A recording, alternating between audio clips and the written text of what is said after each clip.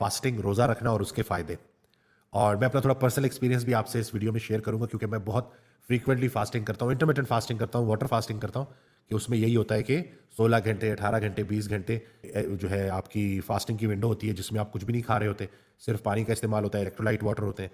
और कुछ हल्के फुल्के अगर वाइटमिन मैंने ले लिए तो वो मैं रखता हूँ। बाकी फिर जो अगर 18 घंटे की फास्ट है, जो बकाया 24 आवर में जो रह जाते हैं, तो वो 6 आवर जो है उसमें फिर वो मेरी ईटिंग विंडो होती है, उसमें मैं कोशिश करता हूँ कि जितना हेल्दी हो सके वो खाऊं। तो सबसे बड़ा फ़ायदा फास्टिंग का वो है सेल्फ कंट्रोल, कि जब आप रोज़ा रखते हैं ना, तो आपकी ये जो ज़ाहिर सी बात है, अल्लाह के लिए आपने अब सारा दिन कुछ नहीं खाना, कुछ नहीं पीना, तो अब वो जो आपके अंदर जो सेल्फ कंट्रोल आ रहा होता है, कि वो खाना जिसको देख के आप कंट्रोल नहीं कर पाते थे, अब आपको पता है कि आप जो है फास्टिंग में है, तो अब आप वो चीज़ें नहीं खा सकते। तो उससे होता ये है कि इंसान के अंदर सेल्फ कंट्रोल आता है, और जो इंसान अपनी भूख को कंट्रोल कर सकता है, वो कुछ भी कंट्रोल कर सकता है अल्लाह के हुक्म से। तो एक बड़ा बेहतरीन तरीका है, बेहतरीन ज़रिया है अपनी ये जो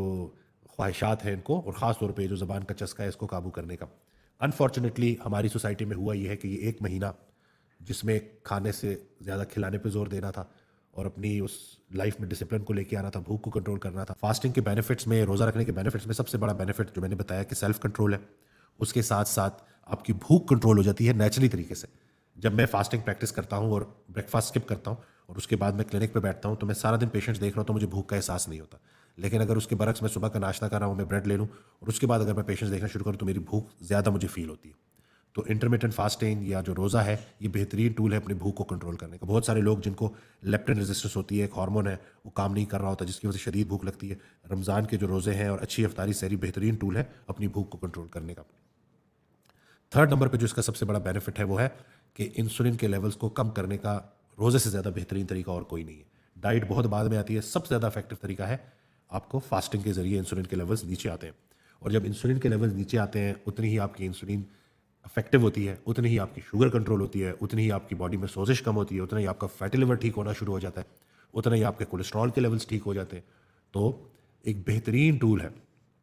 ये जो फास्टिंग है इंसुलिन के लेवल्स को नीचे लाने के लिए। इसके अलावा चौथे नंबर पे जो सबसे बेहतरीन फ़ायदा है वो है मेंटल क्लैरिटी। दिमाग अगर आपका बंद बंद रहता है, माऊफ रहता है, ब्रेन फॉग रहता है आपको, तो आप फास्टिंग करें और अच्छी अफ्तारी सहरी करें, एक हफ्ते के बाद आप देखेंगे कि आपका जहन ऐसे खुल जाएगा, मेंटल क्लैरिटी होगी, फोकस आपका शार्प हो जाएगा, मेमोरी आपकी बड़ी ज़बरदस्त हो जाएगी। तो ब्रेन हेल्थ को बेहतर करने के लिए भी फास्टिंग बेहतरीन टूल है। इसी तरह से लास्ट में जो सबसे बड़ा फ़ायदा है इंटरमिटेंट फास्टिंग का, वो फ़ैट लॉस के ऊपर है,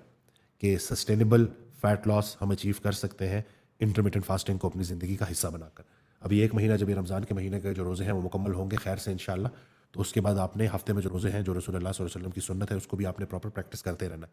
उससे ये होता है कि ना सिर्फ आपका फ़ैट लॉस अच्छा चल रहा होता है, बल्कि साथ साथ वो जो वेट आपने ड्रॉप कर लिया उसको आप अच्छे तरीके से मेंटेन भी कर सकते हैं। वो बंदा जो भूख रख के खाता है और हफ्ते में 2 रोज़े रखता है, अगर आप उसके पूरे हफ्ते की कैलोरीज निकालेंगे ना, तो आपको पता चलेगा कि पूरे हफ्ते उसको जितनी कैलोरीज चाहिए थी उससे उसने कम ही खाई है। और अगर वो डाइट अच्छी रख रहा है तो सही भी खाई होंगी, तो उससे बॉडी के अंदर जो रिपेयर है, इसके साथ साथ फैट लॉस होता रहेगा, मसल स्ट्रेंथन होते रहेंगे।